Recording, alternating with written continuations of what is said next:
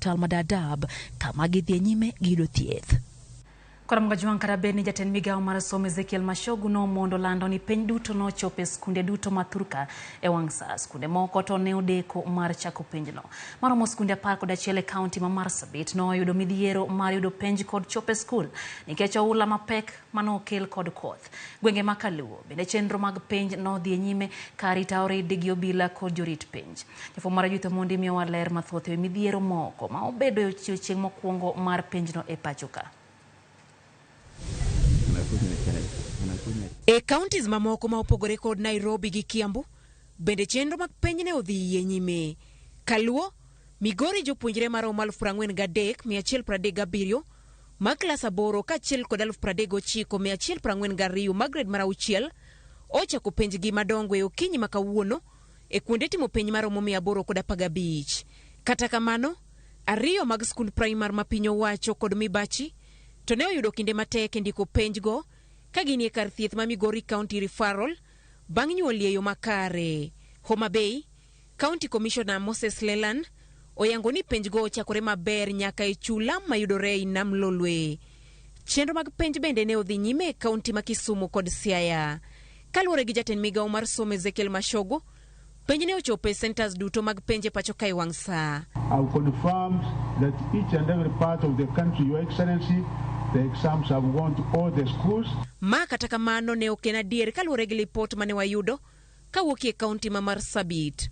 Kaluwore kod komishona mar kaunti no, nyaka kar sa 6 odiechieng', skunde 11 ne pok oyudo penj nikech koth mapek mane odino ne nyamburko machwalo penjgo e skunde. Ile mvua ambayo imekuwa inanyesha katika sehemu zetu na kuweza kuathiriwa na mafuriko.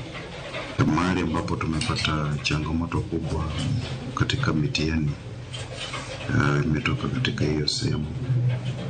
Kwa kuwa kufikia wakati huo ambapo inaelekea saa 6 za mchana,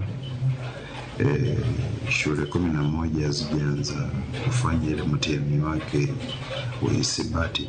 Mombasa bende koth ne obetie mapeko kinyi makawuono makmana ni jota penj ne ochwalore ma otero tese skunde.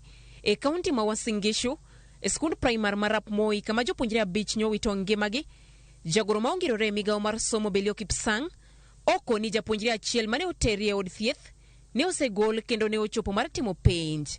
Kata kamano, Belio koni nitie jopuonjre mane okondik kaka jotim penj kata bed ni ne owinjo gi tim penj gino mabende gi nono.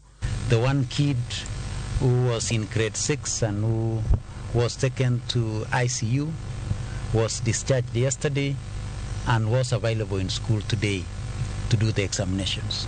We are aware there are a few teachers who are careless and may not have registered the students for the examinations, which is a serious offense, and investigations are ongoing, and those who are culpable of not registering our children will be dealt with in accordance with the law. Mapodi tudo gi penj ma ochakore kawuono bende en japuonj mane ondhi kod obila tich ang'wen ma okalo ka itude gi chwalo tese mag penj. Ochwali e nyim doho ma Nairobi odiechieng' ma kawuono. E nyim jang'ad buche Benado Choi, jalno ma oyang kaka Nicholas Gumbau ne otud gi yawo mbui 10 mane otiyogo e uso tese mag penj e nengo mar siling 1,500 kod 2,000. Bura mar japuonj ni ibiro tal kendo tarik 13 dwe mar 11 higani. Judith Omondi, Ramogi TV. Wadhi Uasin Gishu.